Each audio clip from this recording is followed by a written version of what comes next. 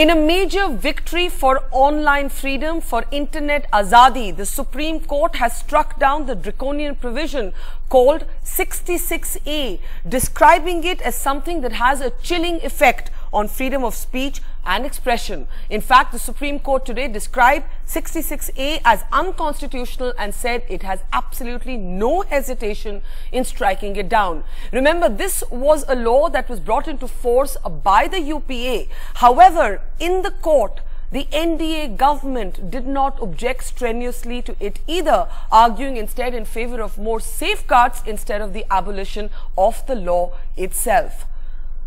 Now we go across to Information and Technology and Telecom Minister Ravi Shankar Prasad on a day when some would say that all politicians, both of the NDA and the UPA, have suffered a major embarrassment with this verdict. Thank you so much, Ravi Shankar Prasad ji, for your time. Let me start by asking you, I still remember the time when the Prime Minister, when he was still Gujarat Chief Minister, on Twitter actually blackened his photograph in support of the demand to do away with 66A. How did the BJP move from your prime ministerial candidate wanting it to go to your government actually arguing in favor of it staying in the Supreme Court? And in the light of that, how do you see the verdict today, sir? Barka, I hope you do your homework well. And I'm very sorry to hear that you are putting me in the same category as the Congress party. Grossly unfair. First of all, I welcome the Supreme Court judgment. This case has been filed before we came to power. And 66A was framed in 2009 October when the UP was in power. Now, since the matter was sub judice, I could not have done anything to withdraw this or repeal the law. But what I did, when the hearing started, I got conveyed on my instruction to Tushar Mehta, the District Solicitor General, that don't proceed with the hearing. I am myself going to issue a very comprehensive guideline preventing any possibility of abuse by the police authorities. While excising it. And I thought a lot of possibility, like no school children will be arrested, parental guidance and everything. Yes. The other side said, no, it is the validity question we want to hear. The court went. Now what I did, the earlier affidavit was negative, passed by the filed by the previous government. We filed a new affidavit. And three things are very important. A, we fully respect dissemination of views on the social media. It cannot be curbed for being critical. B, we respect the communication of views on social media and we don't want any interpretation which seeks to curtail Article 19(1)(2) freedom of expression. And the third, if the court believes that it cannot be saved under Article 19(1)(2), we said in written submission, then we don't support it. Therefore, our affidavit, and I've got the judgment, and let me tell you, we also assured the court that we will ensure it's not abused. The judges have said in the judgment that only because the present government is so sanguine of not getting it abused, we cannot trust the succeeding government. Therefore, our stand was, and this was because of Prime Minister Narendra Modi's intervention. I must compliment him because he specifically wanted the social media is here in the country to stay. We respect that. But you ought to have seen our this stand, and today you are blaming that we were part of the UPA government. No. I am not drawing equivalence between the UPA and the NDA. My question is somewhat different. You know, Kapil Sibal defended at that time this draconian law by saying that the guidelines were sufficient. Today he is saying to our channel, Ravi Shankar Prasad ji, that the BJP did not oppose this law in Parliament. So today how can they blame us for it? So how do you respond to Mr. Sibal's remarks? Barkha, this argument is intriguing. I don't want to have a debate with the former IT Minister today. I have certain responsibilities. When the Parliament debate was it, all of us have flagged our concern. But when the bill is passed, the bill is passed. Passed by the Parliament. But you could have opposed it. You could have opposed it. Do you believe in retrospect you should have opposed it? Please listen to go to the parliamentary record. But I am asking a simple question. When the time came for considering its validity, did we straight away clarify the positions or not? We respect freedom of press. We respect social media. We don't want its abuse merely because someone is criticizing or someone is trying to have a cartoon of someone. My affidavit is writ large. And I also went to the extent of telling the court, give me some time. We will come with a stringent guideline. If the court went ahead, fine. And be very clear again. We told the court in written submission and also in the affidavit that if the 666A cannot be saved within the ambit of freedom of speech and expression along with reasonable restriction, we don't support it. If this has been the case very clearly and categorically, then what do you want? Mr. Prasad, I have before me a submission made by Tushar Mehta in the court in February 2015. This is from newspaper reports of February 5th, 2015. Tushar Mehta tells the court, if the medicine is bitter, he's talking about 66A, if the medicine is bitter, then we can have sugar after it instead of throwing the medicine. People have to take the medicine as it is for their benefit. Are you saying that you actually disagree with the ASG Tushar Mehta's remarks in the Supreme Court? Well, when argument goes for 10-15 days, at times some repartee comes. Because it was a law passed by the parliament. You must understand it. We had taken a position categorically different from what the previous government has taken. And I have got the entire affidavit before me. I hope I will not try to take your time by reading it. But what is the substance?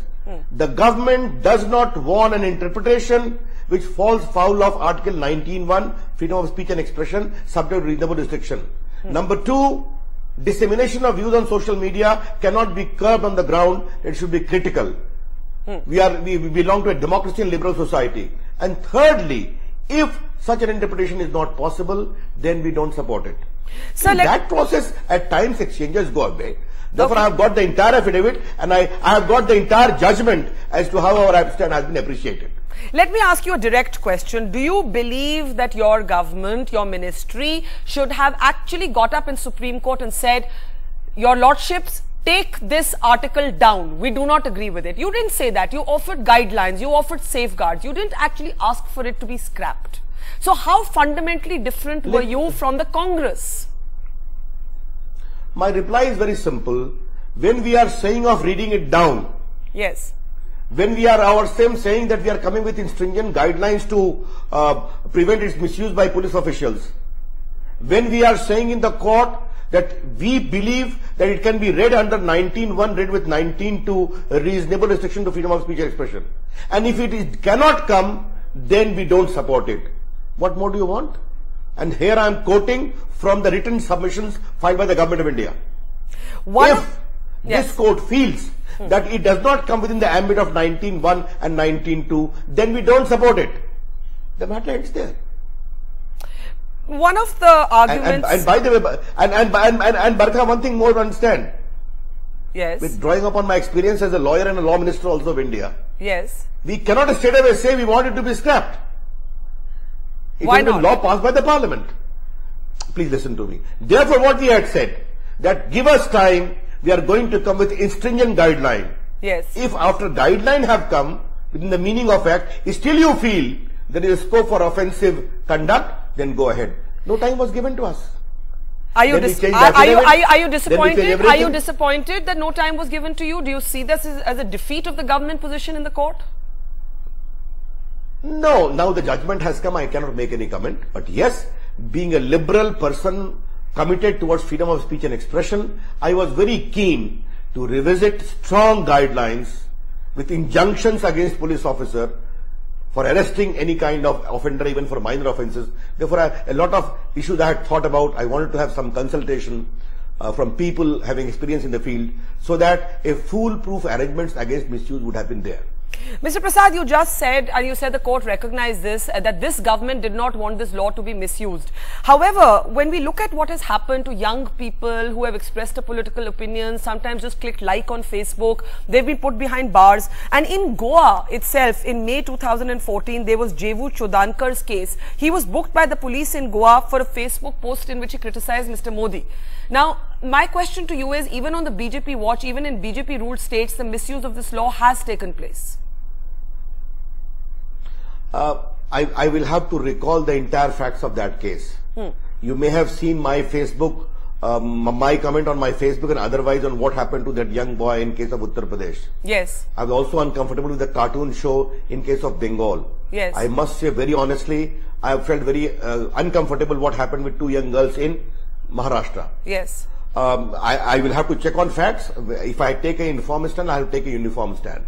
But if the Prime Minister himself, and I must give credit to him, Barkha, on your show, when this whole thing came about, I went to him and he said, no, we have to take this very clear stand. We fully support social media. And Mr. Modi is one of the most popular leaders on social media. All of us are on social media.